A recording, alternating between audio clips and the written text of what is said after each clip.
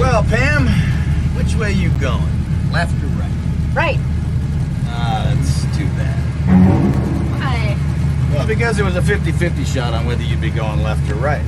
You see, we're both going left. You could have just as easily been going left, too, and if that was the case, it would have been a while before you started getting scared.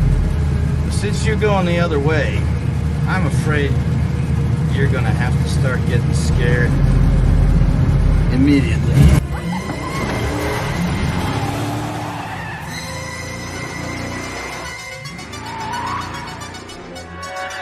There's no more room in hell. The dead will walk here.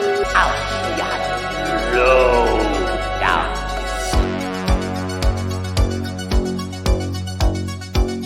I just can't take no pleasure in killing nothing. Just some things you gotta do. Death has come to your little town, Sheriff. You gotta be fucking kidding. Who's laughing now?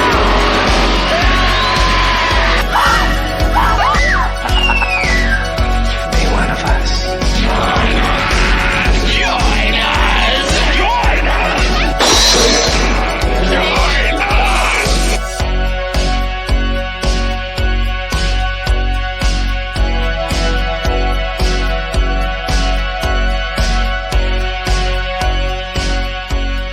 Well, we'll just wait here for a little while.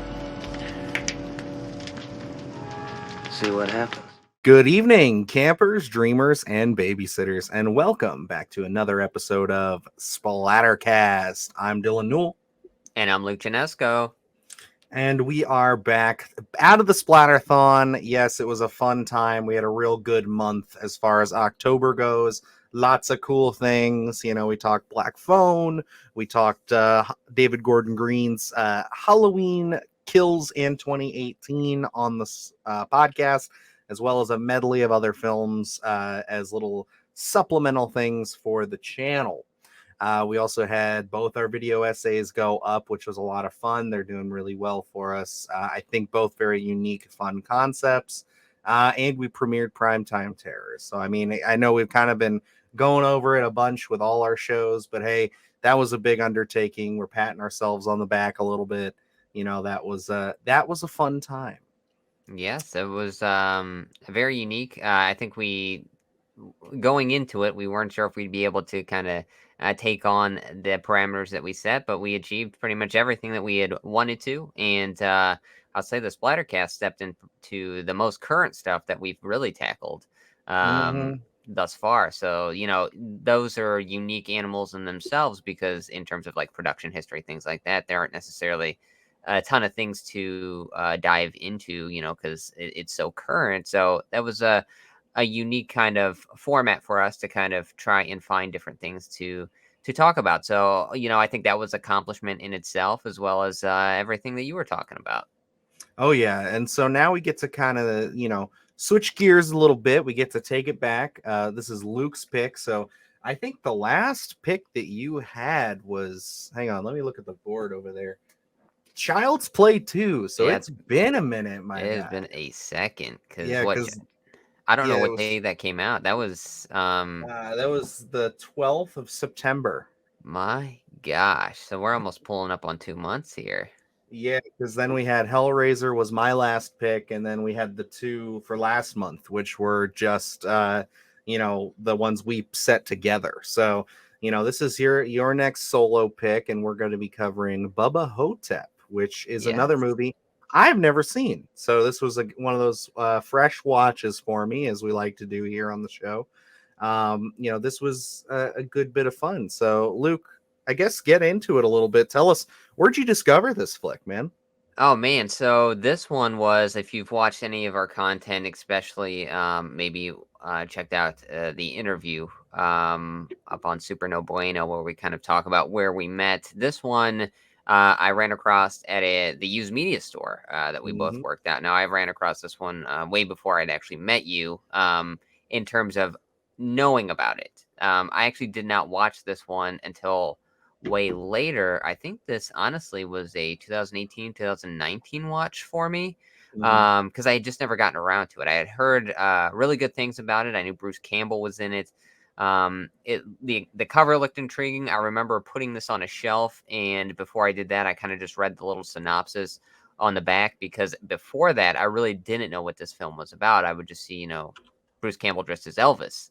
So I didn't really know the concept or anything like that. So reading that, I was like, this is one I got to keep in the back of my head, file away, and definitely check out. And then this one, I believe I actually pulled the trigger on because this was streaming for free in the free Vudu section. So I was looking for something to watch. Usually I will patrol those areas, the beginnings of the month, because they tend to add new films and things like that. And I think Bubba Ho-tep at that time was one of the new ones. And I was just looking for a different kind of horror, something unique. I think I was writing something at the time, and I was trying to feel inspired. So I flipped on Bubba Ho-tep, and I will say, for me, this is a film that does inspire you. Yeah, no, it's definitely unique, and one of those very it's an odd story. Yeah. There's, I will say, as far as depth and like you're not gonna pull a ton out of this movie as far as I think it affecting you in any way, Yeah. but I think that it's one of those fun, very much. I know one of the only things I've said to you thus far about it outside of the podcast is I could easily see this being a Sam Raimi movie. Oh, yeah. And then getting into it, seeing that it's Don Coscarelli's, which I am not familiar too deeply with Phantasm. I have a very passing nature on that. I believe I saw one of the sequels a little bit during AMC Fear Fest. I think at one point. You've seen a sequel to it, huh? I have. I think so. Because I watched a breakdown video years ago of the first film, and I thought maybe I'd seen the first one, but the sequence that I recall was not in the first film. So, Okay. it's one of those things where it's like, I'm not sure where I fall on it, but it is a series I want to dive into. So this is technically, if you want to, really put a stamp on it, I think, and I'm looking through his filmography. Yeah, this is probably the first real go I've given Don Coscarelli's. So, Oh, okay. So first experience with him. And for me, I've seen the original Phantasm. I don't know if I had seen it before Bubba Ho-tep or not, because again, Phantasm was another one where it was a gap in my filmography, especially in horror. And I was like, I've never seen these. Let me turn on the original. It was streaming somewhere. It may have been Amazon at the time. I'm not sure. But I was like, let me flip this one on and kind of, complete that one. I knew that there were so many other installments that I have never gotten around to actually watching. I don't know the specifics on those, but it seems like Phantasm 2 was pretty hard to get a hold of in terms of an actual physical copy. Just went up as we're recording this last week for $4.99, which I did purchase on Vudu. So I do plan on giving that one a watch. I do want to cover all the Phantasms at some point. I don't know. Again, I don't know if they're in varying quality or not, just because I never dived into that realm. But Phantasm, very unique, just in line with Bubba Ho-tep. But Bubba Ho-tep is a different animal, a different vibe. I think it's a lot of fun. Like you said, you're not gonna sit there at the credits, reflecting on this in terms of a deep kind of commentary or anything like that. This is very much just a thrill ride. You chuckle, and I think the concept is a lot of fun. I think that's really where you go with this. Is very unique, very different. You can't really say this is a lot like other films. I think just the writing is very on point for me. So this one was an obvious pick for me. But Dylan, this was your first kind of go around with Bubba Ho-tep. So what were your thoughts as the credits rolled here? I enjoyed it. I thought that this was a fun film. I remember saying to you that just before we did Sunday Scaries this past week, where I said that I had kind of gotten this film mixed up in my brain with another Bruce Campbell flick called My Name is Bruce, his one of his directorial efforts. Yes. And it was one of those things where I kind of saw it going in a different direction in my head. So when we kind of started moving through and we had the mummy stuff getting really kind of to laid on thick there. And then also with the bugs and stuff, I was pretty surprised. It was definitely not the take that I was expecting. But it's definitely a film that I again said that I think that I could see this being I wouldn't even say an early, but like a later Sam Raimi flick. I think Yeah. that it could be a lot of fun there. And I think it fits really well in the filmography of Bruce Campbell. I think that this is a very fun character for him to be playing, which is essentially the real life Elvis. Yeah. And, it made me wonder if this had any kind of malign controversy at some point when it came out, because of how diehard some of those older viewers are about Elvis and everything like that. Or if this movie was even embraced at all. Because I didn't do much research into this. I really wanted to go into this cold and let you kind of guide me through with the fun facts and things. I have a few that I pulled. Not sure if you already went through those, but there were a couple that stood out to me. But I just was really excited to watch something off the beaten path that I hadn't seen before. And that's exactly what you get here. And I think that, the only real criticism I could give this movie is that I think I wanted a little bit more into what was going on with the creature, the mummy himself. I wanted to know a little bit more. I love the reveals that we get as we go along with the story and kind of how they're telling the story and how it lays out. I just wish that there was a little more there. And, I guess that's a good compliment, because it obviously says that I wish that maybe there was 10, 15 minutes more of this movie. Because it is good fun. It is one of those things where I don't think this is going to hit for everybody who watches it, but I definitely could see myself throwing this on every once in a while, especially when I go through and I do like my runs of Evil Dead and things like that. Because, it does have that really nice mixture of the horror elements with the comedy. I think that this one lies a little further into the comedy than the horror, but at the same time, you got great practical effects. You've got a really stellar concept here. You have two awesome leads who play off each other really well. And just the way that they chose to write their characters, it's a lot of fun, man. And like, it was a nice palate cleanser coming off of all the recent stuff that we've had to kind of take a step back a little bit. Yeah, and like you going into the backstory there, where I do kind of like where they go with this, where, I mean, we'll get into the story here in a minute, but just a lot of different flashbacks, things like that. And we don't linger too long, kind of like how we did the Black Phone, where, you always want to know a little bit more about the grabber. Here is, we're really more so living in the moment, that it's a mummy.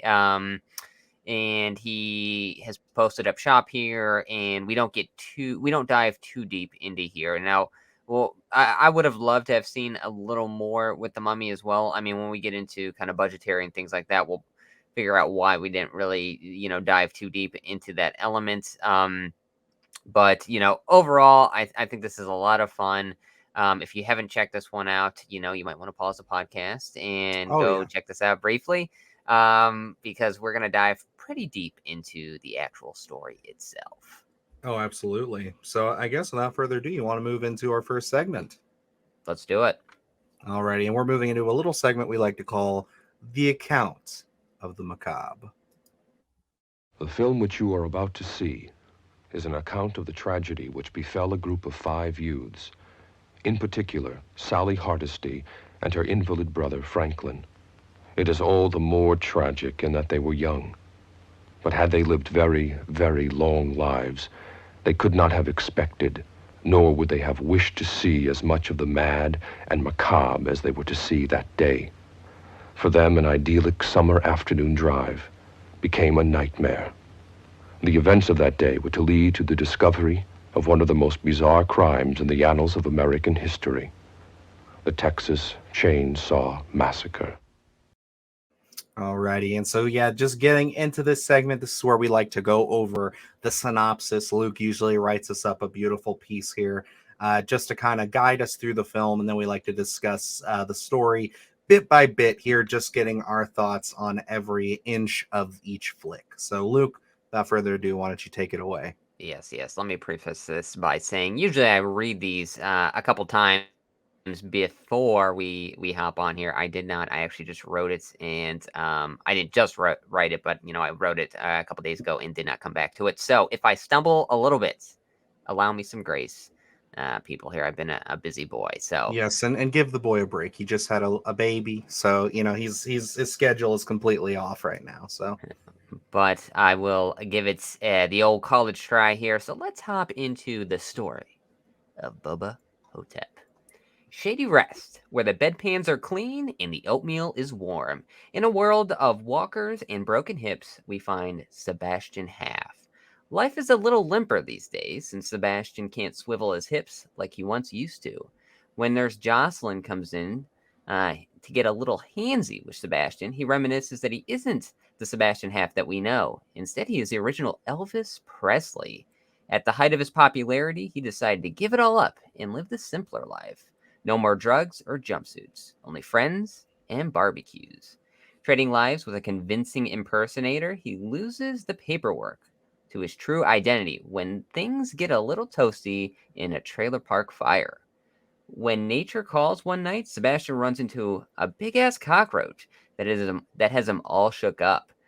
Having an impromptu barbecue of his own, he toasts a big old bug worse than a marshmallow at a bonfire. When Sebastian goes to inform the Shady Rest staff of the bug problem, he finds Jack on the ground. As things start to get a little stiff around Shady Rest, Sebastian finds himself in a new adventure with Jack, who believes he is JFK. Finding some hieroglyphics on the shithouse walls from the mummy, Jack explains he was on the ground because the mummy was trying to suck his soul right out of his asshole. Deducing the mummy is sucking souls from the residents of Shady Rest, he can't be getting quality meals, so he comes back night after night for a midnight snack. Jack and Sebastian catch the mummy, New Boot Goofin, as he's walking after midnight. Witnessing Kimosabi's death, Jack and Sebastian realize they must take care of business and kill themselves a mummy. With the help of some coffee, rubbing alcohol, and a cigarette lighter, the duo sets out to cleanse Shady Rest of the evil ass eater. As Jack falls victim to the murderous mummy, Sebastian takes ACTION, running down the soul-sucking terror, then lighting him ablaze. Elvis puts on his finest performance as he cleanses Shady Rest from the evil of Bubba Ho-tep as he proves you don't fuck with the king. And that, ladies and gentlemen, is Bubba Ho-tep in a nutshell. And this is where we really get into the uniqueness, I think, of this film that really sets it apart from a lot of things. Again, we'll get into the production side of things, but this is a very small film. So you really have to conceptually have something unique and new, I think, to bring to the horror community, because you go into mummy films, things like that, they've been done. It's hard to find a unique kind of spin to those things. So when you see something like Bubba Ho-tep and it's a mummy film, but with Bruce Campbell as Elvis, I think that's pretty much all you need in the billing here. But, they give this thing a little more depth with, kind of believing he's an impersonator, then finding out he's basically the real Elvis. Then we have Jack as JFK. So I think overall, the concept here is unmatched in terms of a lot of things you would see, especially around this time. yeah, it's definitely one of those out of the box ideas when it comes to melding a few different universes together. And that's why I said, like, I love that concept of this being the real Elvis Presley, who switches bodies with Sebastian Half, essentially, and like not necessarily bodies like in the literal sense, but lives. And he just says, hey, I'll be the Elvis impersonator. You go live my life. I'm sick of it all. And so, that was a unique angle in and of itself. But then to kind of have that double back on him as time has gone on, and he's kind of become now this crazy old fool to a lot of people who claims to be the real Elvis. And they don't take him seriously, obviously. And I think that it's, it plays in very nicely to the whole fact of him when he says, but he loved booze and drugs just as much, if not more than I did.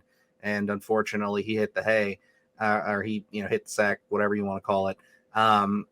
Joined an early grave unexpectedly, and that kind of threw a wrench in his his plans there, because I thought it was interesting that he did have that backup plan with the contract, but even then that got burned up.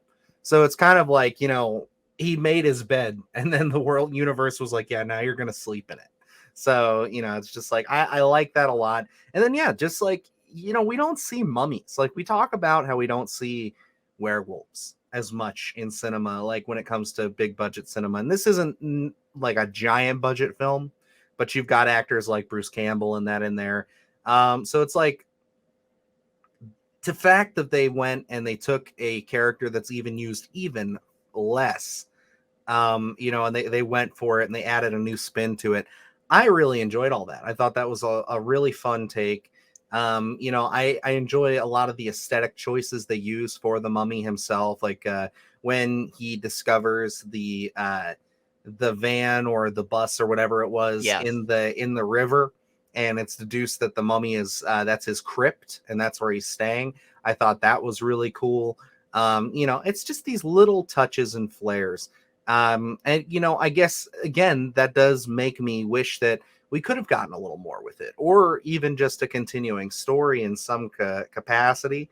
I know the movie ends how it ends, with Elvis dying essentially, but you could probably easily double back on that the way they presented his death. They just kind of end the film right there. So it's like easily you could start a sequel with someone reviving him, and then he's got to go deal with another mummy or another monster in some capacity. You know what I mean?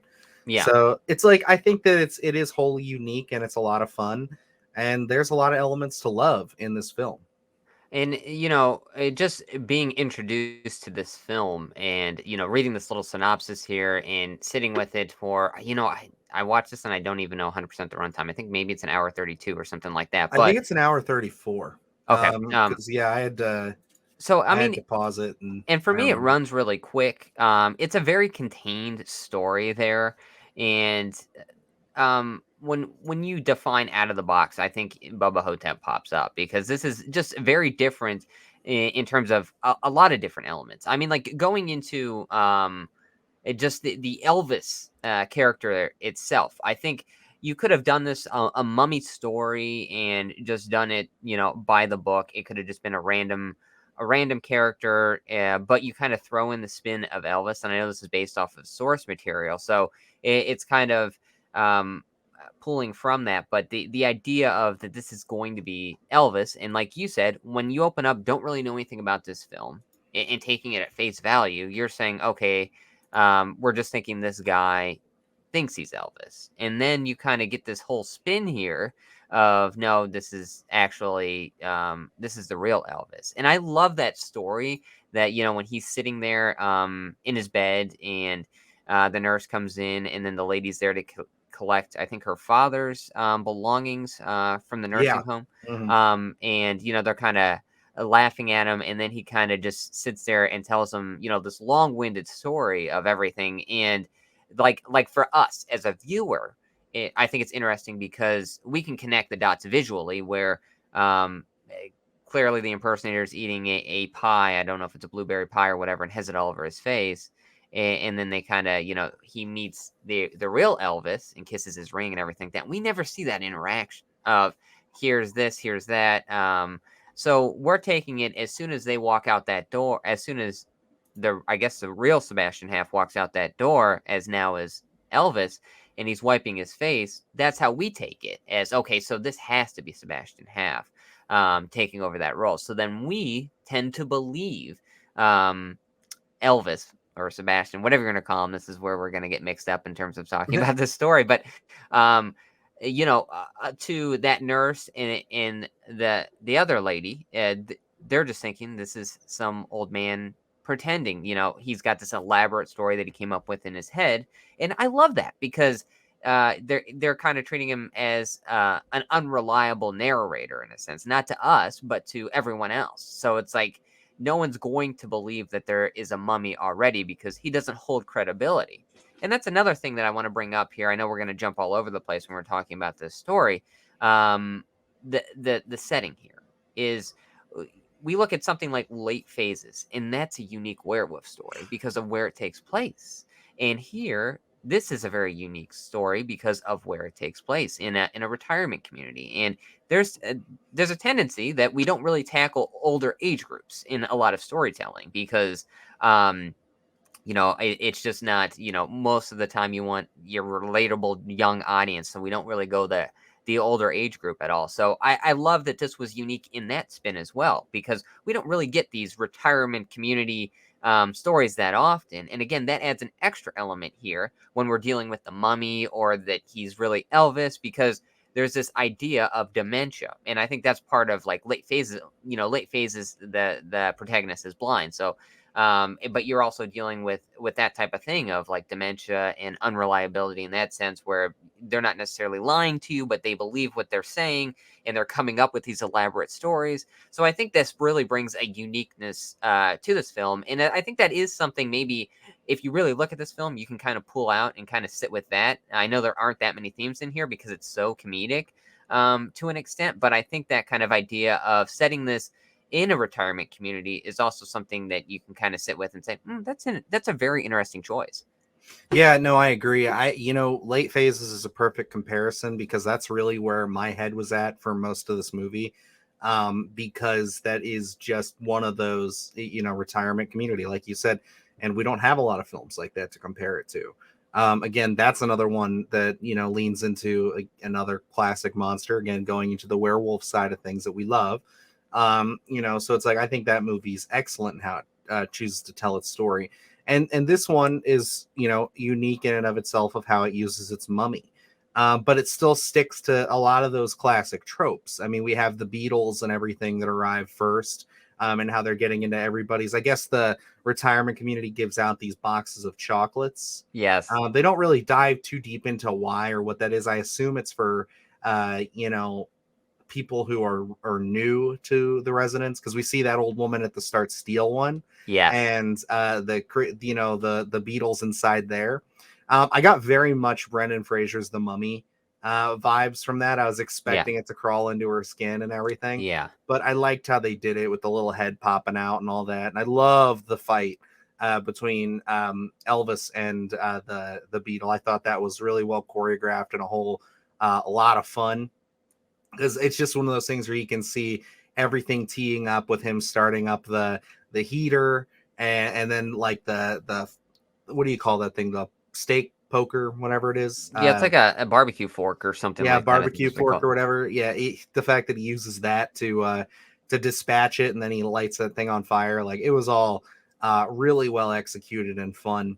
And I think that it's a unique setting, and it is something we don't see a lot of. I think like really the only person that I see in big time Hollywood who would probably take a chance on doing something like this would be like a Quentin Tarantino, because he loves the kind of to exploit, or not exploit, but use those older actors and people of that age range and things like that. Not saying that at the time in 2002 Bruce Campbell wasn't that old, but he was definitely a little older, a little more seasoned, I would say. And he's playing a much older character. But it is nice to see, we're kind of looking through a different lens, because you're right, horror, they want to push towards the audience they want to sell to. I don't see a lot of teenagers or kids watching this film unless you're really into horror movies, or you're just really into Bruce Campbell and Sam Raimi's kind of filmography, and you want something that's a little bit like that in a sense. Yeah. So it's like, I think that it is in its own unique space. I could definitely see us like running a double bill at like a drive-in of this and Late Phases back to back. That would be so much fun. Because it's just like they are unique, and they just kind of feel like they inhabit their own world. Maybe even I would say you could easily I really don't think there's anything that wouldn't differentiate it too bad to say that they could be taking place in the same world if you wanted to make that your headcanon. Yes. And it's like, I'd love that. You know what I mean? Like, could you imagine Elvis and then, God, I'm forgetting his name from Late Phases, but I'll pull it up here. But those two characters coming together. Just like some random retirement community.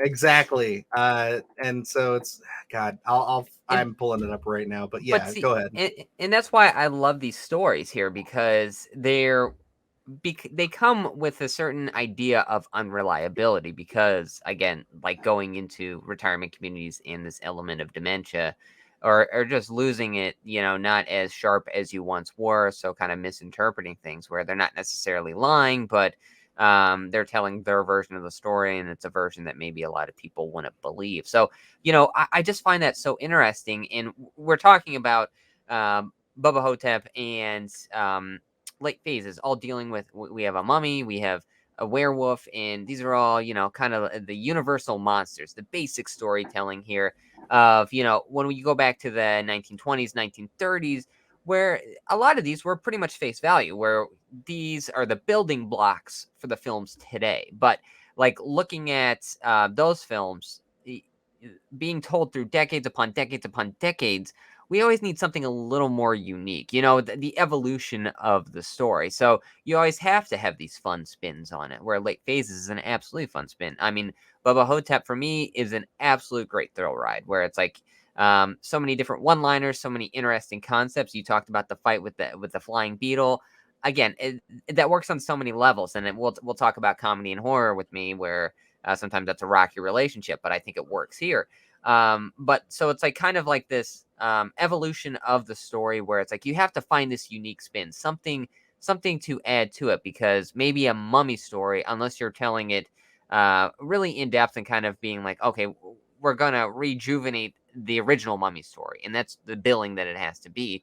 Whereas people struggle kind of telling unique, different werewolf stories or mummy stories or vampire stories because the basic ones have been the foundation, and that's what we're used to. So you kind of have to find these new stories.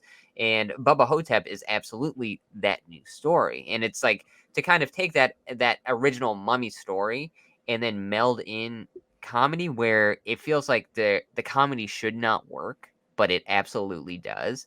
I think is also unique because I think the comedy sense here works for me because it doesn't really come with a wink and a nod to the audience. It's more so we're buying at face value. It's like, okay, we believe it because all the characters are believing it as well. So, you know, Sebastian Half believes he's Elvis, and we can deduce that he is Elvis, after the story that he told us, and then kind of how he carries himself throughout the film. So it allows you to kind of just enjoy the ride without saying, oh, I'm in on the joke, because I don't feel like the film is in on the joke. It's just telling a story. And I think that's where comedy and horror meld together the best, is where we just take it face value and we don't look at the audience to say, yeah, you're in on the joke. Yeah, and to me, the only real like in on the joke kind of people that we get through the movie are the hearse drivers, Yes. with Daniel Roebuck and Daniel Schwegwer, I believe is how you say that last name. Who I got a kick out of them every time they came on screen. I thought they were very funny, but it's one of those things where it's like that's really the only in your face, like this is played for laughs, this is very much comedy. Yeah. The rest of it is very much situational, and just like it's not out of character for the people that we've set up to be doing it. It's like we, the audience, might find it funny, but it is just how these characters are. And I gotta say, like, each and every character kind of has their own kind of uniqueness in this story. And we're talking about like Ella Joyce is the nurse. She's never given any kind of like actual name, I believe, through the film. She's just the nurse. But like her whole back and forth with Elvis and everything, and the constant conversation and going back to the growth on his Johnson there Yes. is one of those things that just was like, I'm sitting there. I literally looked up on my phone. I'm just like trying to search through Google. I'm like, so because like I hadn't gotten to that part in the movie where he says that it's cancer. But I was just sitting there saying like, all right, what the fuck are they talking about? Like, what are we dealing with here? Just out of morbid curiosity. Yeah. So I'm trying to look up like, is it a STD? Like, what's going on? But yeah, no, it's one of those things where it's like it's just an interesting storytelling device. And I think all the characters are serviced really well. Like, I mean, it's never played too far into it to where it's grotesque. It is just basically to, again, show more of an insult to where he is now. You know what I mean? Like, he used to be the king, but now he can't even get a hard on, and he's got this disgusting growth on his cock. And it's like, what are you going to do about it? You know?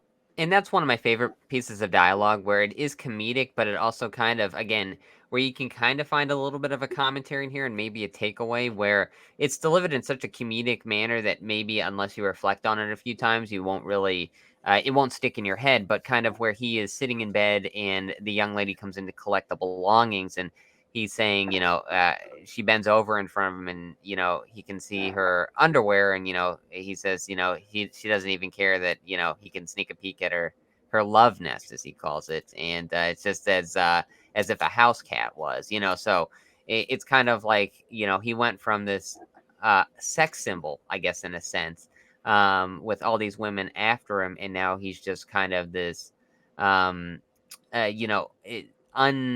unintimidating force. He's just laying in bed, uh, no one gives him a second thought. And I think that's also kind of an idea for those retirement communities of not finding any, not getting everyone, that second thought. So I thought that was interesting as well, but it's delivered again in such a comedic fashion that I think it's so well done. And again, there were so many different comedic elements to this film that work. The fight with the flying beetle is absolutely phenomenal, especially with Elvis doing the karate chops and stuff like that. That's handled so well with the beetle inside the bedpan. It all works. It's like some of those things can easily take you out of a horror film, but I think this adds so many different elements and vibes to it. It just it takes you along for that ride again. And you love it. Like watching this a couple times for the podcast, it was like every time we would get to the Beatles scene, I would love it that much more just because it is so zany and off the wall that it really sets the tone for this. And then that's where, this film packs a lot of different twists and turns where at first he's laying in bed, we believe he's an impersonator. Then we kind of get into that story of, no, we switched it. He is the actual Elvis. And then we're playing the comedy. Then we get to Jack, who says he's JFK. And again, has a very compelling story as to he's been died and put into a retirement community. So I think this is kind of a lot of fun where we're kind of meeting all these very unique characters. And again, this goes back to the storytelling because this is not something that that most people, I would say, writers would think of in terms of an Elvis, Elvis actually being in a retirement community, JFK being in a retirement community, and coming together. This is just such a conceptual idea that it, starts off on paper, and then to see it on film, I think it's something where it's a gamble to do because of the comedic elements to it. So you really have to have that competent director to know what they're doing in the delivery here between like Bruce Campbell and the way he carries himself. For me, and we'll get into sequels and potential of what could have been later on, I could not see anyone carrying this film other than Bruce Campbell.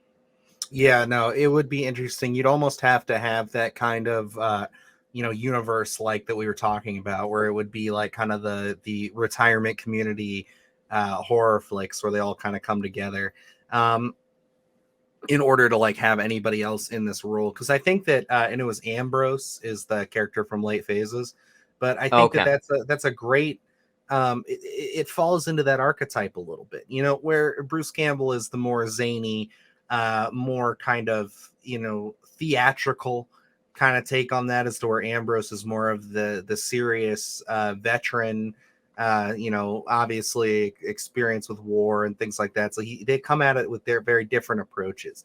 And I think that one of the things that I wanted to touch on, and then we'll probably move into our next segment here, is with the character of Jack and how he has all these things that he's saying about how he's JFK and everything.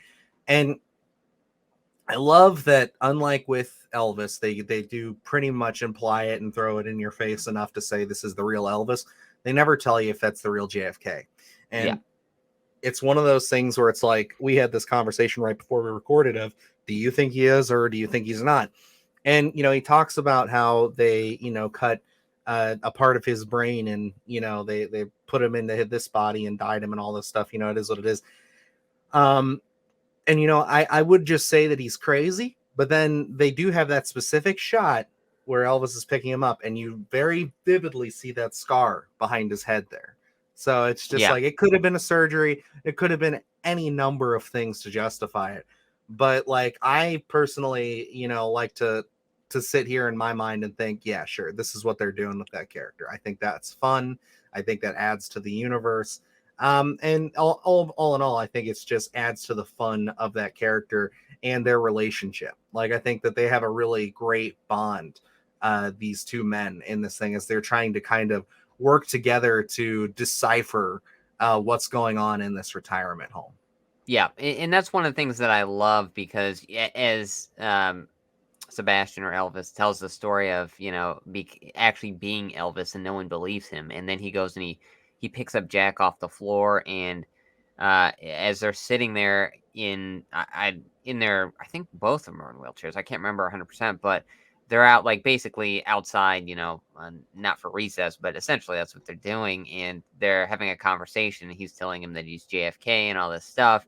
And you can see the look on Elvis's face of not believing Jack, and it's funny to look at that dynamic initially and say that, no one believes Sebastian or Elvis that he is actually Elvis, but then Elvis doesn't believe Jack that he's JFK. So there's this kind of hesitation there. And then as we're going through the film, and they both see the mummy walking down the hallway with Kimosabi's there with his guns and everything like that, and then they still kind of diving deeper into the whole mummy stuff. And then when Elvis calls Jack and kind of delivers a JFK line right there, I think that's where he starts believing it. And I think that's really where the friendship gets stronger. And right after that is when they pursue the mummy. So it's like, I think it's all very fun. It's very unique, because in most of these types of films, they're bigger budget. They're we're really building on the suspense there, and the kind of culmination here is that Jack says he's going to get a cup of some coffee, and then they're kind of hatching out this plan and where they're going to meet. And he said, at whatever time. And he says, well, with our speed, maybe we should meet, I think it's like even 15 minutes later. So they're really playing this in terms of where can we get the rubbing alcohol? Where do we get the lighter? All this stuff of, we're living in a retirement community. We're older folks, so we're not going to have the availability of these items. So we really got to hustle and try to pull them together. So this is very much like a half-baked plan between these two guys to kill the supernatural element. And I think that's why I love this film so much, where they're really fighting from underneath, and from a particular instance, just because of their age. Because you look at this film, the idea of an Elvis impersonator, or actually being Elvis, being a selling point for this film, and kind of one of the tent poles for this story. The age is also one of the big tent poles from this that maybe goes overlooked a little bit, but I think that's one of the things that adds so much to the actual storytelling here. No, I agree. I think that it's just one of those things where it's like, you do have a lot of great elements as far as like setting up these characters and giving them, we said it, this movie doesn't have a ton of depth, but a little bit of depth. You know what I mean? Yeah. Like, you can definitely see where their struggles are and what they are just coming up against. Not even just like, on a massive, dealing with this mummy level, but even just on the day to day. You know what I mean? Like, they genuinely have to, fight through so much just to get by. And we love our in-depth movies just as much as the next person. So I'm not saying like, maybe those films are too heavy-handed sometimes, but like sometimes, not every film needs to be a full-on think piece. I think even some of the fun thrill ride films, you can still find smaller elements of certain things, like even what we had on the Sunday Scaries, where we had talked about A24 and elevated horror, and Joe Bob Briggs, we shared a little clip of him saying, even some of the earliest films were technically elevated horror because they all have some sort of commentary. And it's like, I think most horror films comedic or not, have some sort of commentary, even if you have to peel back a lot of layers to find it. And I think this is one where it tends to be a lot of fun, but you can also find a little bit of meaning in this, because I think, again, we talk about horror and being a storytelling element. Again, I think this is one of the things where you can really intertwine a lot of different things. So yeah, this is a very fun film, but I think has at least something to say. Maybe not as deep as other films, but I still think something is there. Absolutely. But alrighty, I think that concludes us for the accounts of the macabre. So we'll move into our next segment, which we love to call Behind the Mask. Happy, happy Halloween, Halloween, Halloween. Happy, happy Halloween, Silver Shamrock. It's almost time, kids. The clock is ticking. Be in front of your TV sets for the Horror-thon. And remember the big giveaway at 9. Don't miss it. And don't forget to wear your masks. The clock is ticking. It's almost time. Happy, happy Halloween, Halloween, Halloween. Happy, happy Halloween, Silver Shamrock. Alrighty, and this is where we like to get a little bit behind the scenes with these films. This has been a pretty light segment for us on the last 2 episodes. So I'm curious to see what we were able to dig up as far as things from trivia, behind the scenes work. What did it take to put together Bubba Ho-tep? So Luke, why don't you take us away? In this one, I want to say that it's beyond deep in any sense. I think maybe this is, as we talked about it, a very small film. So looking up the budget here, I saw a couple different conflicting things. Some people said $1 million, but that was just kind of written online. So really what I had seen in terms of interviews, that it was about 500,000. Again, which is extremely small in terms of low budget films to kind of get this out there, especially with something that is kind of a Bruce Campbell vehicle. It's really hard to kind of put together a film like this that has lived on and kind of found that cult-like following this deep in 20 years now. So it's like one of those things where even those big budget films, they're one and done, and you forget about it. But to make this film on only $500,000, I think is a big feather in the cap. And that kind of goes back to our storytelling here, where we talk about maybe a little more in depth with the mummy and things like that. And for me, I love the idea of how he gets the souls and things like that. But to kind of lean more into those scenes with the characters that do meet their fate by the hands of the mummy taking their soul, I really would have loved maybe a little more in-depth ideas for those. I know, after doing the research, that it just wasn't in the cards because of that budget. But to get what you do out of this film, I think, again, is something that's a rarity. And you can really see how much love there was to make this film, just to show what we could get out of it, in terms of that, hour and a half runtime, or hour and a half and change. Yeah, and it's kind of interesting to look. When I was pulling up fun facts for this, it did come to my attention that this film was only shot in 30 days. So not only are we talking about a real low budget film, but they really slammed everything that they could just within a month span, which 30 days is 30 days to some people, but when you're making a movie, I mean, that can change a whole lot. I mean, 5 extra days, 35 days can be the big difference there on some of these effects and some of the way they do things. Other things that I was able to pull up and I thought were kind of interesting here was that the author Joe R. Lansdale came up with the idea of the short story. When he saw the first Mummy in 1932, that's where he got the idea. The main villain is called Imhotep. Lansdale thought it would have, if he was in East Texas, or a mummy was raised in East Texas, he would have been called Bubba Ho-tep, which is where the title originated. So, that's kind of where it all stemmed from. Just, again, going back to that Universal monster stuff, like that is where the roots of this idea really stem from. And, you clearly see that. Like, they definitely, like the mummy's always walking, he never does anything that's like too out of character for one of those classic iterations of it. So, it's nothing like you see in like Brendan Fraser's The Mummy or anything like that, where he's, got like missing, like he's got missing skin, but it's never like he's reforming skin when he takes souls and stuff. They play it pretty straightforward.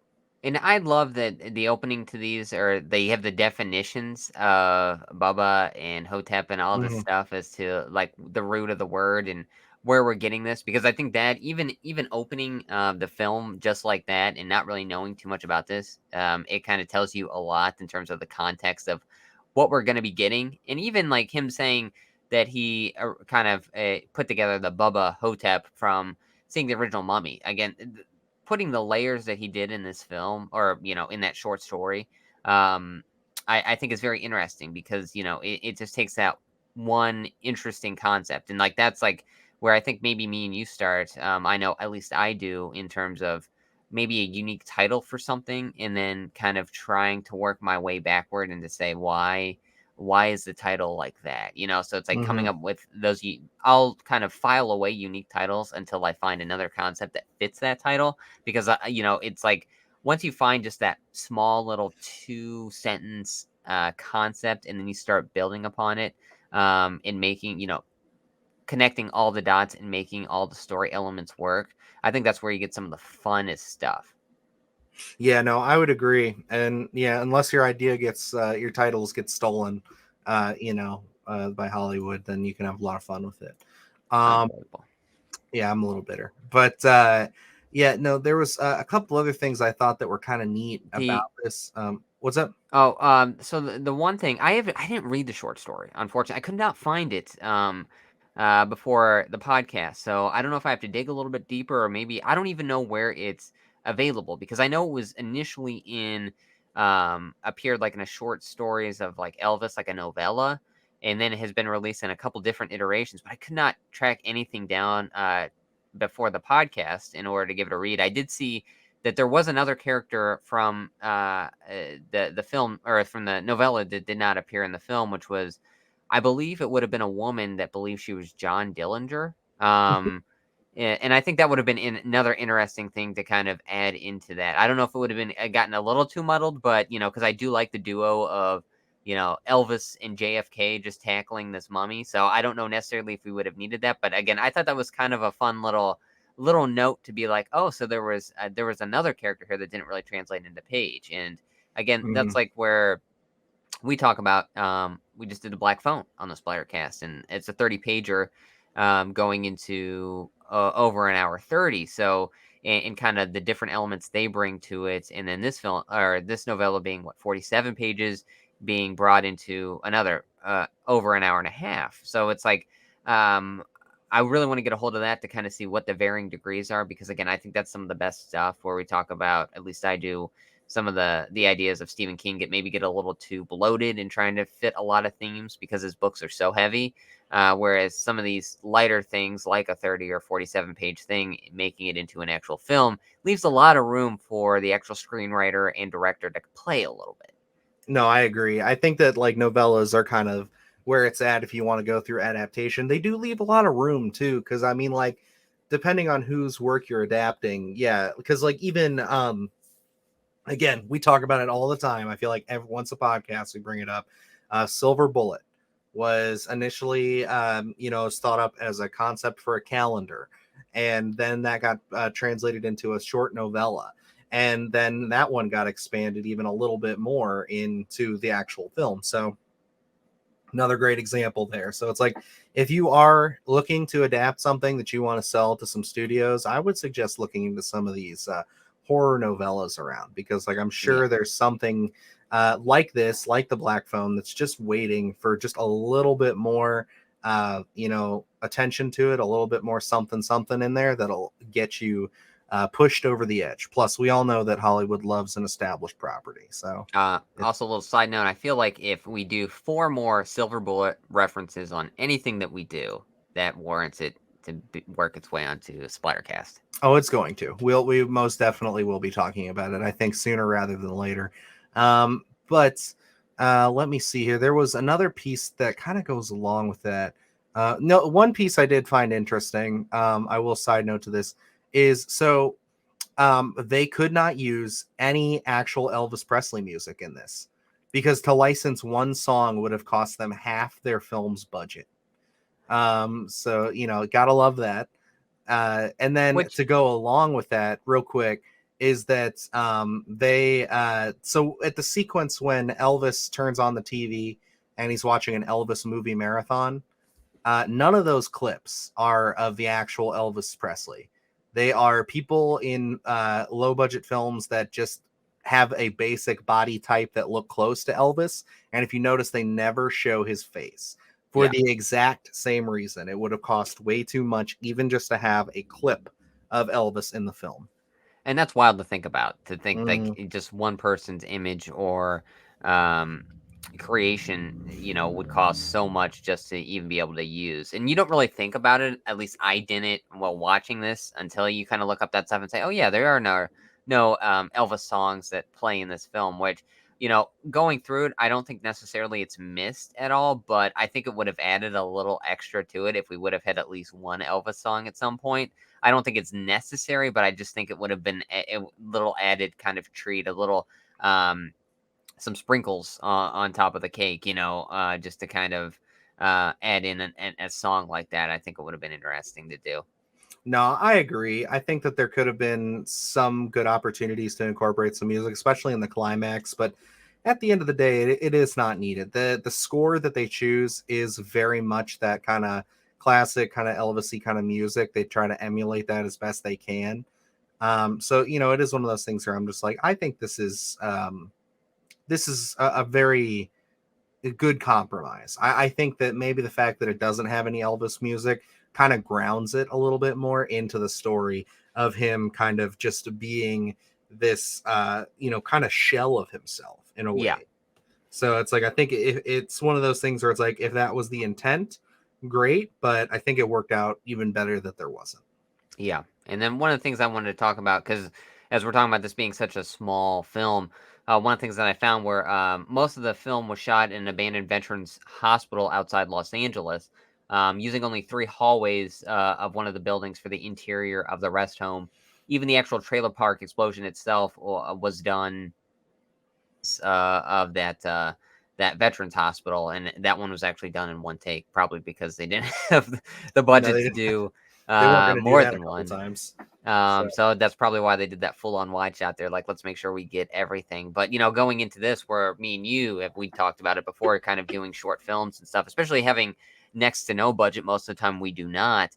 Where we try to look at, like, okay, what's something that we can film that has not really changing of any locations or very minimal at most. And it's very interesting to see even these films here, something that has, a Scream Factory release and has Bruce Campbell in it and a notable horror director, kind of tried to use that to their advantage as well, as to one of their kind of check marks in terms of being able to get this film made is we only have really one location, and we have to try and make everything look different and feel new throughout this whole film. And, I think they make good use of everything there, where it's like you look at this film frame by frame, and a lot of it looks, we're in the same Shady Rest retirement community.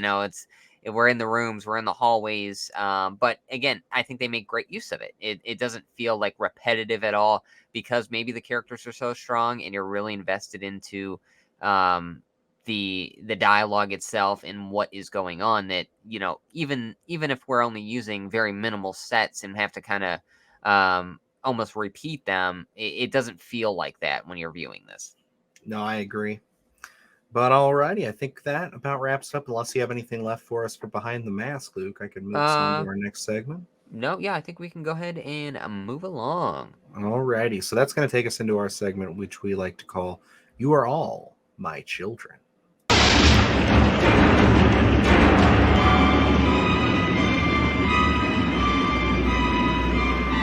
You are all my children now.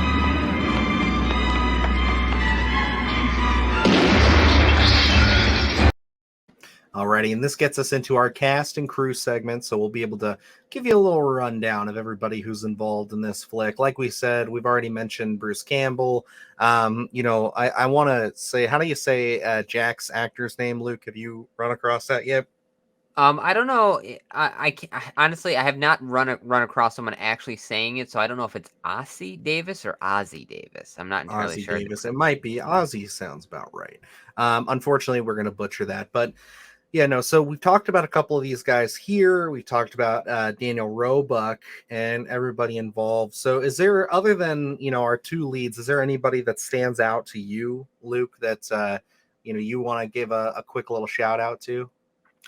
So Ella Joyce, the nurse, for me, I think really works well where she is really just a side character, but I think adds a lot in terms of opening up Sebastian or Elvis, whatever you're gonna say, because we get so much dialogue there and kind of this already established relationship in a sense, where she's taking care of him, but there's also this kind of camaraderie. I think there, she's one that I think she brought a lot to that role, even though it is minimal. I honestly would have loved to have seen her use more in the film, just to kind of go along, almost add as a trio. I mean, the duo works great, but it would have been fun to have her in there as well, especially when I thought almost they were going to go that route when she's noticing something in the shed back there, and I thought maybe that they were gonna do something with her, but they didn't. But I think she brings a lot to her actual role itself, and I love any of the on-screen stuff between her and Bruce Campbell. I think it's wonderful. No, I think they have a great chemistry, great relationship there as well. She's kind of, at times she can be really stern, but she does kind of bring that kind of soul to the film Yes. a little bit, in the sense of, she does feel for these patients that she has, in a way that she kind of brings a little bit of warmth that the rest of the facility seems to be sorely missing. And then for me, I already mentioned him. Daniel Roebuck, I thought, was hysterical in this film as one of the hearse drivers, as well as Daniel Schweger. They were excellent. I liked their addition a lot. I thought that they added a nice little bit of levity to each of their scenes. They didn't really do much other than that, but they kept that same conversation going, basically talking about, like, life's so short and all this stuff, and it's a good bit of fun. And, again, we only deal with minimal deaths in this film probably because of the budget, so we can't really go balls to the wall in terms of body count or anything like that. But I really would have loved to have seen them make use of them more, just a continuous, them bringing people out one after another after another. I think would have been even funnier, just to add the comedic elements in there because, I think the interaction between those two, where there's already comedy elements with Bruce Campbell and, being Elvis and all this stuff. I think it's even heightened between those two. And it's kind of like this nice little break that we get, where it's like these characters are not in the know. They're kind of just on screen for a very minimal amount of time.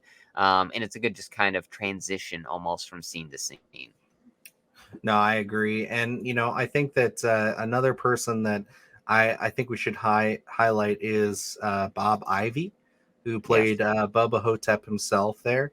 Looking at it, he did a lot of stunt work, but he actually, when I was looking through his filmography earlier, I want to double check on this. There was a couple of specific ones, at least one that I can think of off the top of my head that I know really stands out for us, is that he did stunt work for Near Dark. Yes. So yeah, that's a good fun one. But he also did stuff for like Psycho Cop and Alienator and all kinds of like really low budget horror stuff here. So he was in the business for quite some time as a stunt double. And I think that he brings a lot of fun to the film. It's a very simple performance. I'm not going to sit here and say that it's anything groundbreaking, but at the same time, it is one of those things where it's like, I think that the fact that he showed up every day and threw all that makeup on, because there's a ton on there and he looks great throughout the film. That's something to be admired just for that alone. And one of the scenes that sticks out for me is probably one of the times that we see him, Bubba Hotep, the most is when he's walking down the hallway with his boots and everything. I think that's a lot of fun. I mean, he doesn't do much there, but it's a very establishing shot of really seeing him because we haven't really seen him, in his full glory up until that point.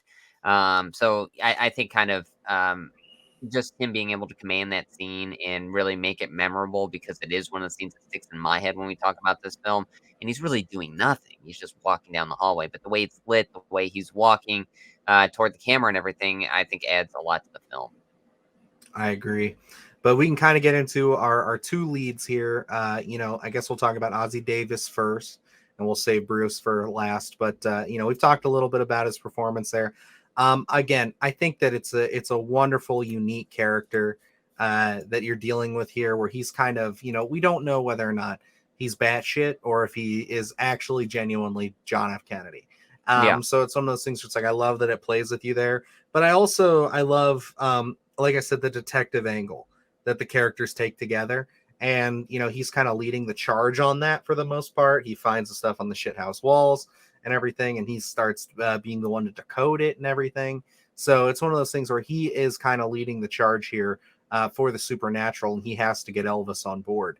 And for that, I think that he's a fun character. I love when we go into his room and all the people who, got Lee Harvey Oswald and everybody else who has ever been suspected of, the assassination for John F. Kennedy is framed up on his wall. Just fun little touches like that really make you think, like, is this character being truthful, or is this seriously just some crazy ass dude who's living in a retirement home? And I love the addition that he's got the red phone when he answers it. I think that was a lot. Just a great little visual that may go unnoticed from a lot of people. But yeah, even going into his room and seeing all that stuff, he delivers one of my favorite lines of the entire film, of when he's asking Elvis if he wants a ding dong, and then he's like talking about a chocolate ding dong, and then he says he's got a Baby Ruth, and what is the other thing? A Baby Ruth and Payday. A Payday. There we go. And he goes to the his little drawer and he pulls out all the candy, and he looks at Elvis and he goes, "Let's get decadent." And for me, like, that is just a scene stealer of a line. It's like I've repeated it several times after seeing this film, because it just, his delivery there, and the smile that he gives, I think is a lot of fun, especially going against how wild Bruce Campbell plays the Elvis character, where Jack is a little more reserved in a sense. And I love that he's kind of connecting all these dots, showing the hieroglyphics and making him believe, and then saying again, a great delivery where he says, I had the lady who believes she's my daughter take me down to wherever and get the information on our mummy. So it's like, I love those little sprinkles of he truly believes he's JFK, whether he is or not, who knows. But I think he brings a lot to the role. I think he passed away shortly after this. I think it was maybe a year or two after the film. But it's like, I think they make a great pairing. It's just like one of those things where Bruce Campbell, eats up so much scenery that it's hard almost to act against him. But I think, especially in a reserved nature, where I think Ossie Davis just does it so well. I would agree. He's definitely a wonderful addition to this film. And I guess that brings us to our main event with Bruce Campbell himself. Again, I've said it a couple times where this does definitely feel like it could be in Sam Raimi's wheelhouse. I'm sure 90% of that is because of Bruce Campbell himself. He really carries that energy and the kind of fun, out of the box nature that he brings from his filmography. And I think that he's just a great casting here for Elvis. Like, we've had a lot of people try to take over that mantle. I mean, we've had everybody from Kurt Russell to, I don't know, the gentleman who just played him in the Elvis movie. It's like either. A lot of people have, taken that mantle on. And, I'm not going to lie, I like this grounded version of Elvis here. I think that this is a really interesting take. Because he doesn't play it so off the wall, and when you get into almost a comedy element here, you can really deliver this into such a comedic delivery that it may take you out of this film. But Bruce Campbell walks that line, where, again, I don't feel like the film takes itself in terms of we're in on the joke. I think there's a lot of great stuff here where you can take it at face value and say, oh, we're just going to go on this ride with everyone. I think that's attributed to Bruce Campbell and the way he knew how to play Elvis here, because there are times where you truly believe that it's like, okay, this is not Sebastian, this is Elvis. Yeah, and I like the him critiquing his own work with the movies And he's Yes. just sitting there and he's like, those are all shit pictures or whatever he says. Yeah. Not a good one in the bunch. So it's just kind of like, it adds that level of realism to it. It really convinces you. And, he does have this kind of, I am simply just trying to get by and get through the day and just get to where, I'm just going to wait until I die, until, of course, this supernatural entity kind of enters itself and he gets a purpose again. And Yeah. I think that it's a fun, unique take on him. And, Bruce Campbell is an absolute legend. So I agree 100%. all righty. Well, I think that wraps us up for our cast and crew segment. So why don't we move into our next segment, which we love to call Creatures Features, if I can spit it out. You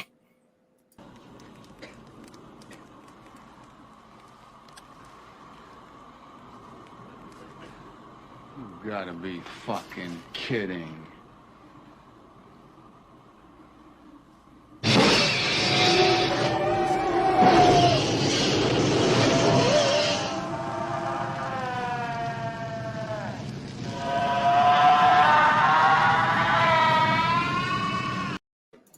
Alrighty, so this is our segment where we go over all the special effects that were involved in the film.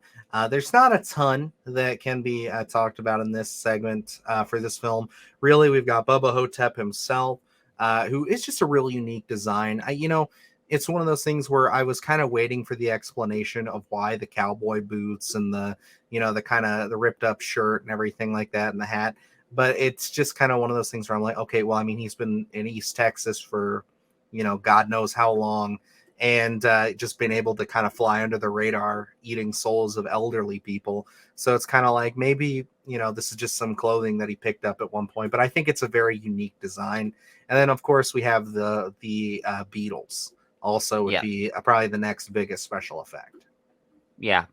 In going into Bubba Ho-tep himself, because they talk about Bob Ivy and the one of the I guess you would say fun fact maybe would be the K&B Effects agreed to make the costumes and makeup for cost of the materials as a favor to Don Coscarelli. So I thought that was interesting because it's like, this was again such a small film, and then K&B Effects started off I think in 1988, so after meeting on Evil Dead 2. So we kind of have these connections here with Bruce Campbell and Evil Dead, and just this classic horror stuff with Don Coscarelli being, the director of the Phantasm franchise. So, you have almost this camaraderie in the horror community there. But going back to the Bubba Ho-tep design, they had picked Bob Ivy because their initial design, they wanted almost this emaciated version of the Mummy, which again,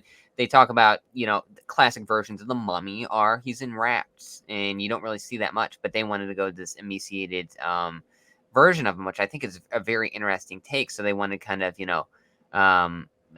very slim, bone sticking out. So they had to find a slimmer actor or stuntman, I guess you'd say, to be able to achieve this effect wise. They kind of have those protruding bones and things like that. So, to kind of look at it. And I think one of the big things here is that a lot of the scenes that Bubba Ho-tep himself is in are at nighttime. So we don't really get to see, a lot of detail or anything. I did get a chance to see some of the special feature effects and seeing that the makeup, in the lights and seeing all the detail there. It looks great. They put a lot of detail into it. The aesthetic with the cowboy boots and the weathered cowboy hat, I think, is a lot of fun as well to kind of, again, give it a unique twist. But, for me, looking at this, I don't know if it's like the bone sticking out or something like that. It gives me like the Jason Newblood vibes just because you see his spine. No, he and you see his ribs. definitely, I like the detail a lot. The only thing that I wish, I guess, from this movie too, other than adding it, and this could be in with adding another few minutes to it, is that we got to see him a little bit more. I understand with the budget limitations, they probably needed to keep him a little bit more in the shadows and everything. But, with the amount of work that we do get to see, I would love to see, just a couple more up close shots. Because again, when he's walking through the hall and he gives a look over to Elvis as he's walking by, I think that's one of the best shots in the film. Yeah. And I think that is, kind of the best look that we get at him. Yeah, and I like the idea of him not having lips or anything like that. We just see his teeth all the time. Again, the emaciated version of this character, yeah, this mummy character, I think was honestly a great route to go because it it's just like he looks wet. I don't know. It's like his skin it just looks gooey and gross. Yeah, so like probably the nighttime shots were probably the route to go because I know like this thing had so many different pieces to it. It was somewhere like 37 or something like that. I thought maybe, but there's a little fun thing where Bob Ivy himself could barely see half the time because they put red contacts in his eyes.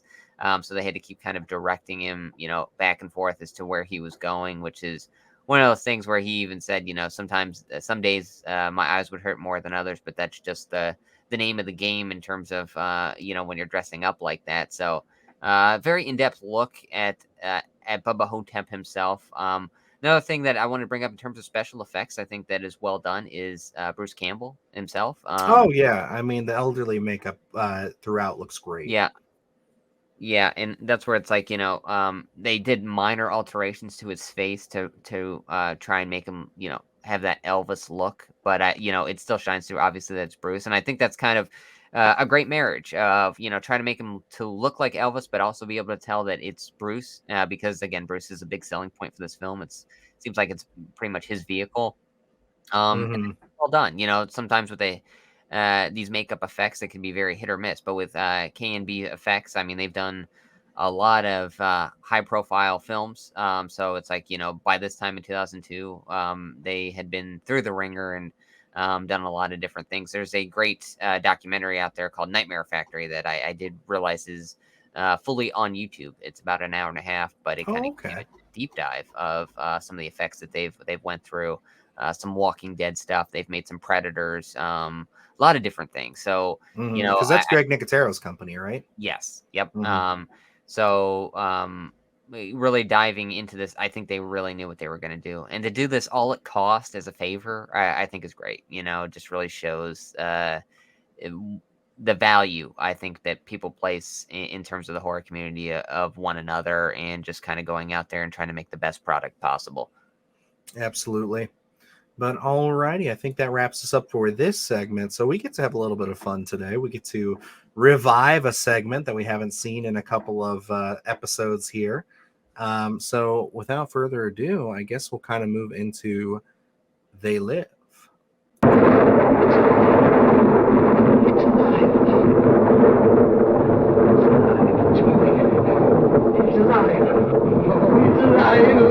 It's alive! It's alive! It's alive! It's alive! Oh, in the name of God! Now I know what it feels like to be God! Alrighty, so this brings us to a segment again that we haven't introduced probably since the first time we did it. We've done this twice, maybe? Yeah, I think we've done it twice. I think we did it Okay. for Spawn, and then one of your picks, I believe we did it for. Okay. But I can't remember 100%. Yeah, because this is a little fun segment. We don't get to feature it all the time on this show, but this is the perfect one to do it because this has a accompanying Phantom Limbs article from Jason Yes. Jenkins. That's I did not do my due diligence and I did not read it. I ended up watching the movie twice, and then by the time we were about to start recording, I remembered it was on there. I think I went through it a little bit before the interview. So it's like I have some of the gist of it, but I never finished the article. Okay. But so I'm going to kind of leave this one up to you there, Luke, to kind of guide us through this. But this film has some very interesting, kind of potential concepts, or at least one concept that could have almost been as a follow-up to Bubba Ho-tep. Yeah, and that's really one of the things when you look at I don't know, Bruce Campbell as Elvis. I think looking at this film, it almost screams a sequel to me, or at least a prequel or something, because again, a very vibrant setting. It seems like there's so many layers there that you can really take advantage of and play with. I mean, when you drop in Elvis at an old folks' home with a mummy, I think it almost has unlimited amount of potential to kind of dealing with the supernatural. So yeah, there is a Phantom Limbs article out there about almost what almost came to be in terms of a sequel to this film, maybe a pseudo prequel, depending on how you look at it. I believe it was called Bubba Nosferatu, and Yes. so really what they were going to deal with here is, and they kind of give you a little taste of um, uh, when he's reminiscing about the trash movies that he made, and he mentions Colonel Parker. And one of the things that they were potentially going to do here were they were going to flash back to when Elvis was making films. Oh, here we go. Thank you for pulling it up, I just Dylan. figured I'd pull it up so everybody could see. They were gonna be, I think it may have been in the 70s, maybe 1973 sticks out in my head. I don't have it written down specifically, but where he was filming something where he was gonna run into actual female vampires, and Hmm. it was gonna be him and Colonel Parker, who was gonna be played by Paul Giamatti. Actually, they had given him the script, and he absolutely fell in love with it. So he became a main driving force to get that sequel up and going. And this was another one where very touch and go. There wasn't really a budget behind it, and they really had to try and get someone to greenlight this to make it a go.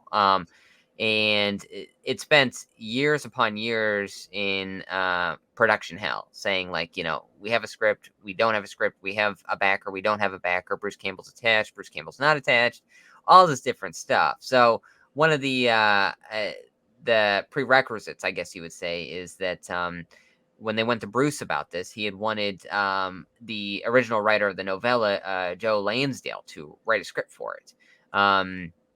And I think it took Joe Lansdale a few years to actually get around to it, just because he's an author and kind of writing. So it wasn't really something that was It wasn't on at the his top at of the his top of list. his Yeah. list. So it took a while for that to even get done. And then one of the things were production. I think even Dwayne The Rock Johnson was very intrigued about, his production company was intrigued about producing this film, and they were going to put up a budget for it. Um, Problem was, by the time that Joe Lansdale got done with the script and sent it over to Bruce, Bruce had informed everyone that due to, uh, I guess, budgets or financial reasons, that he was never going to be attached to another Bubba Ho-tep kind of vehicle, and that it was just not going to happen. So they even touched on it, I think, a few years ago, asking him about it. They had actually went to Kurt Russell, was someone that they named, asking if he would play it, which never came to fruition. They even had asked, after Bruce had pulled out, if Dwayne The Rock Johnson could actually play the role. And I think he had other commitments at the time and didn't really have an interest to do so. Oh, So it Dwayne never the really Rock got made. Johnson having other Yes, commitments? That's crazy. I mean, who would have thought, right? Um, so it never really got made, and it doesn't really look like it's going to ever, see the light of day. But I think that was an interesting idea to kind of keep going with the Bubba Hotep, Nosferatu. When you're dealing with these universal monsters kind of ideas, I think you have an unlimited potential with the supernatural and things that he could take on. So it really stuck out to me, this accompanying article for Bubba Hotep, because, when I noticed that this was out there, I think when we were doing our research for the Jason Jenkins interview, and this one really stuck out to me because I was like, oh man, like there's a potential there. Just watching the film initially and knowing what could have been, I think that would have been a lot of fun. Hmm.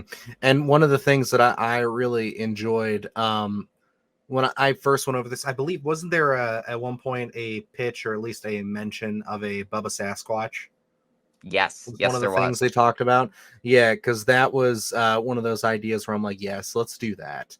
And it's kind of like it really brings you into the. It's unfortunate that we never got anything more with some of this, because I mean, like, you could really have almost this unlimited source of whether you're doing urban legends, cryptids, universal monsters, whatever you want to do. You could put these kind of characters in there. And I mean, even with it, like if you had somebody like a Kurt Russell come in to play another version of Elvis or something like that, it's like that could be fun.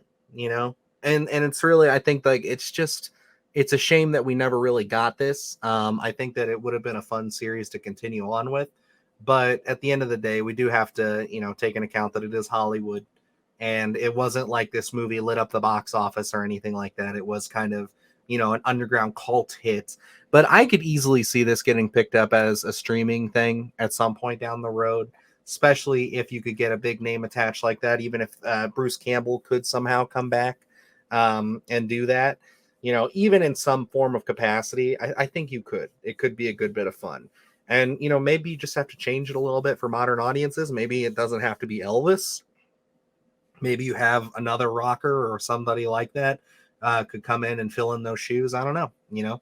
I just think I like the idea of kind of setting them into this world with all these. And again, I'm still sitting here pitching and saying we do need to start making sure that we petition that Late Phases and Bubba Ho-tep take place in the same universe.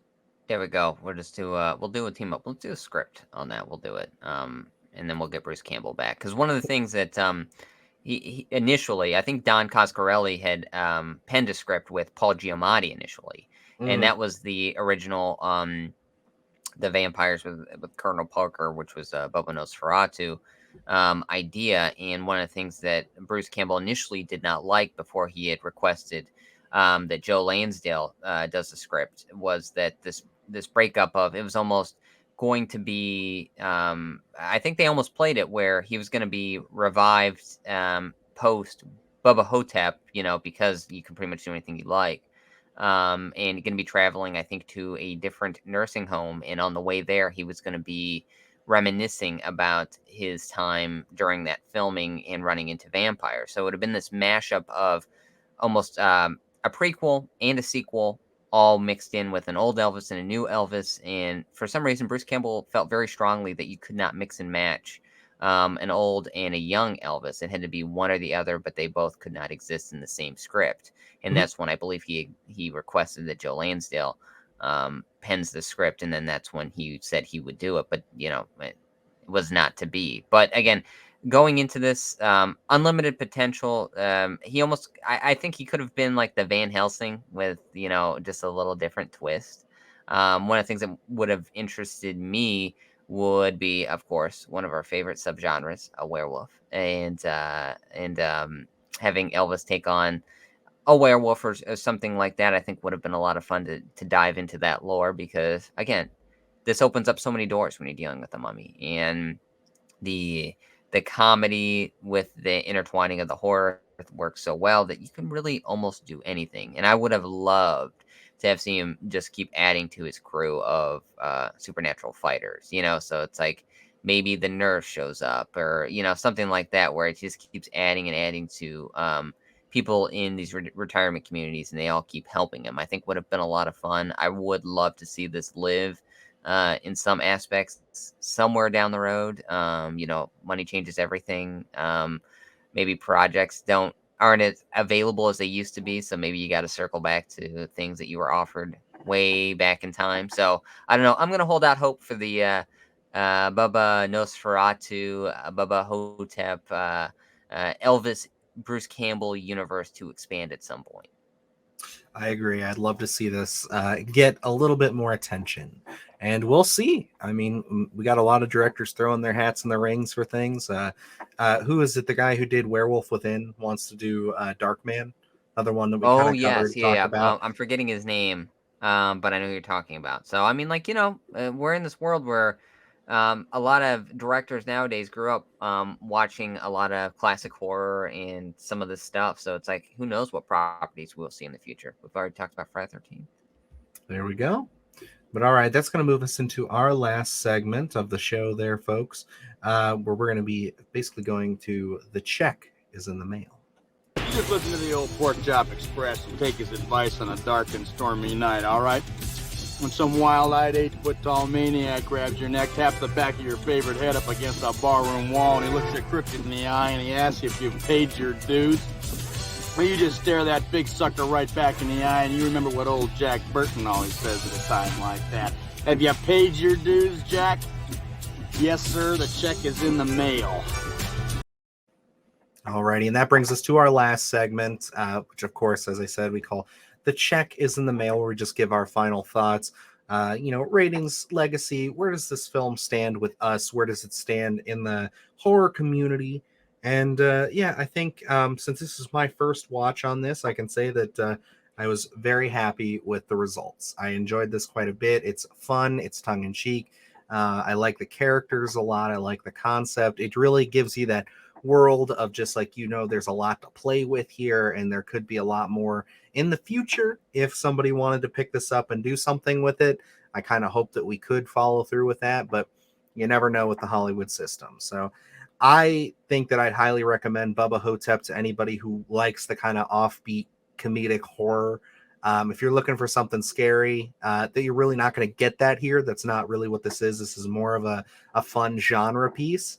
But I think all in all, like if you are looking, like I said, for something fun, something unique, very Sam Raimi, very in its own kind of class, as far as just like, this is just a very interesting concept, and it's executed in a very fun and interesting manner, with a lot of stuff that you can pull out from it just from the background and just from how the characters are written. I highly recommend checking out Bubba Ho-tep.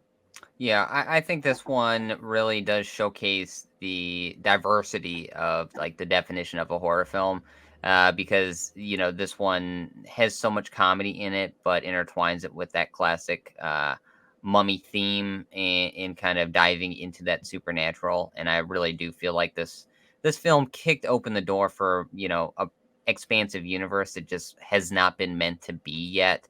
I really wish there would be someone to swoop in here and put a budget behind these vehicles and kind of get it really set and say, let's make a go of this. Let's make a series or a 2-film deal just to see what we get. Because I think being exposed to a bigger audience, especially nowadays, I think would be a lot of fun. This could be a fun series on Shudder or something like that. And really the places that you can go are just unlimited. So I think this is such an intriguing film. You're right. This isn't like your basic scary horror stuff. This is something that's a very unique moment in time, something different. Again, diverse. This is something that I own as the Scream Factory release. I'm glad I own it. Um, just something so different, something that you can't really put together with a lot of other films because it is so different. Very specific vision here. I'm glad that they translated this from page to actual film. Because again, to not have this live the way it does, I think would be a travesty because this is such a fun film. Yep. And again, we talk about, novellas and short stories and kind of where they give you so much room to play with things, and they leave you with so much, just spots to really enjoy and kind of find yourself, falling in love with that material and then just thinking about it and finding a way to expand on it.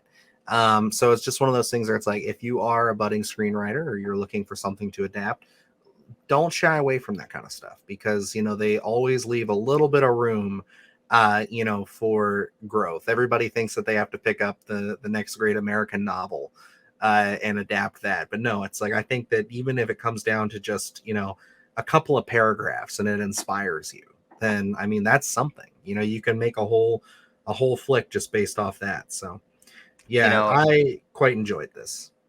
And this really does show. It's like, even if you read something that you're like, I don't know if this can really translate. It's like, give it a go, see what you can do, because who would have thought an Elvis impersonator or the real Elvis at a retirement community taking on a mummy would, see the light of day in terms of filmmaking, and to have a notable horror director behind it and a notable actor leading the charge there. I think this film, uh, again, the definition of unique really is something that probably, unfortunately, won't happen again from the looks of it. Just because, who would have thought, especially in the early 2000s, something like this? This seems like it would be more likely to come out today than it would in 2002. But it seems like that's not to be. But yeah, for me, high recommend. It's a lot of fun.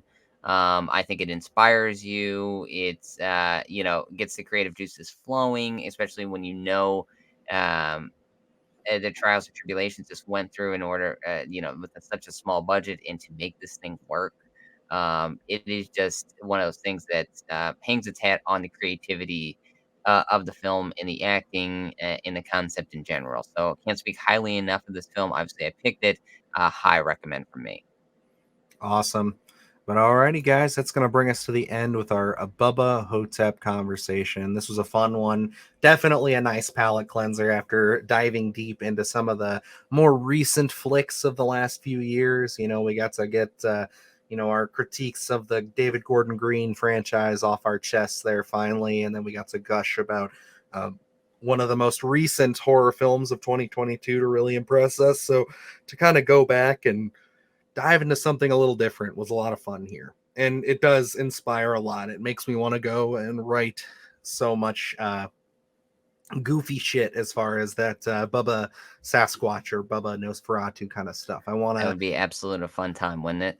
I know it would be a lot, and I'd enjoy that. And again, I want my crossover with Late Phases and Bubba Ho-tep. I think that would be a great one to throw into the mix. Throw fucking Ash in there. I don't care. Just doesn't matter at this give point. us some real zany out there kind of horror. Mummies, werewolves, the undead. Give us all of it. Come on, bring it on.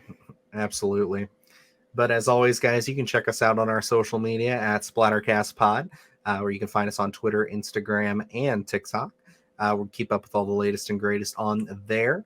As far as other content going on the channel right now, we just released our episode of Sunday Scaries last week. It was a pretty jam-packed episode, or I should say yesterday. I guess last week. So, pretty jam-packed episode on there. Lots to talk about. We also have Luke's video essay up and running still as the time of this recording. So, you got the Fiend, Bray Wyatt. Did I call him the Fray earlier? You may have. I don't know, but Bray Wyatt's story there. It's a really great video. I highly recommend checking it out. And yeah, other than that, we got a lot of great stuff coming down the pipeline. Hopefully we can get some stuff, edited and thrown out there for you guys as the weeks go on.